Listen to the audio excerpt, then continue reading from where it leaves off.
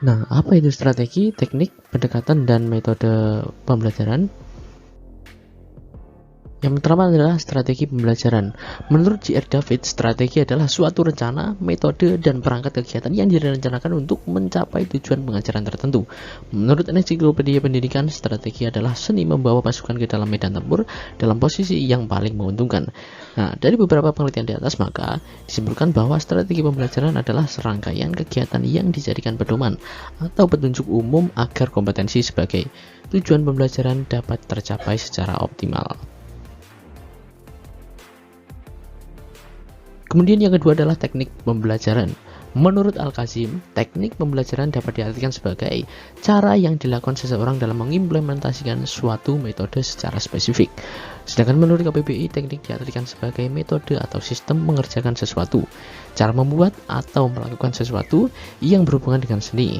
Nah, berdasarkan pengertian di atas, maka disimpulkan bahwa teknik pembelajaran adalah suatu cara yang digunakan oleh seorang pendidik dalam mewujudkan pembelajaran yang optimal bagi peserta didik. Yang ketiga adalah pendekatan. Kulo memberikan penjelasan bahwa untuk memilih strategi belajar mengajar diperlukan sebuah pendekatan tertentu, yakni titik tolak atau sudut pandang kita dalam memandang seluruh masalah yang ada dalam program pembelajaran. Sedangkan menurut KBBI, pendekatan diartikan sebagai proses, cara, perbuatan mendekati. Maka disimpulkan bahwa pendekatan pembelajaran adalah sebuah upaya seorang pendidik mendekati peserta didik dengan cara tertentu untuk mendukung jalannya proses pembelajaran. Sedangkan metode pembelajaran menurut Suyanto dan Asep Jihad diartikan sebagai cara mengajar atau cara menyampaikan materi pelajaran kepada peserta didik yang sedang belajar. Sedangkan menurut KBBI, metode ceramah adalah cara belajar atau mengajar yang menekankan pemberitahuan satu arah dari pengajar kepada pelajar. Nah, dari pengertian tersebut disimpulkan bahwa metode pembelajaran adalah cara mengajar dan penyampaian materi dari pengajar kepada peserta didik dengan memanfaatkan sarana dan prasarana sebagai media pengajaran. Nah, selanjutnya adalah pengertian belajar mengajar.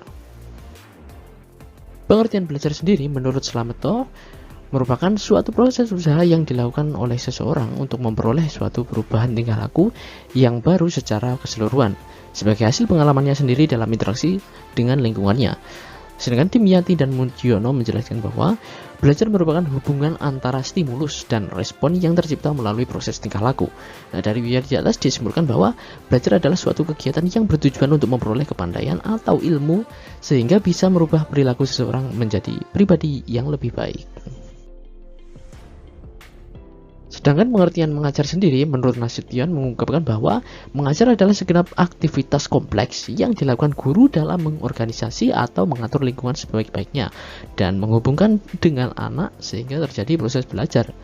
Sedangkan dalam KBBI disebutkan mengajar adalah memberi pelajaran ataupun juga diartikan sebagai melatih. Nah, jadi kita simpulkan bahwa mengajar merupakan serangkaian cara atau upaya untuk mengatur peserta didik dalam rangka memperlancar kegiatan belajar mengajar. Ada 4 konsep dasar strategi belajar mengajar antara lain. Yang pertama adalah mengidentifikasi dan menetapkan spesifikasi dan kualitas hasil seperti apa yang harus dicapai dan menjadi sasaran usaha. Kemudian yang kedua adalah mempertimbangkan dan memilih jalan pendekatan utama. Dan yang ketiga adalah mempertimbangkan dan menetapkan langkah-langkah apa saja yang akan ditempuh untuk mencapai sarana tersebut. Dan yang terakhir adalah mempertimbangkan dan menetapkan kriteria serta patokan untuk ukuran yang harus dipergunakan untuk mengukur serta menilai taraf keberhasilan dari usaha tersebut. Kemudian yang terakhir adalah belajar mengajar sebagai suatu sistem. Kegiatan belajar mengajar merupakan sebuah sistem, artinya keduanya merupakan seperangkat yang saling bergantung dan tidak bisa dipisahkan.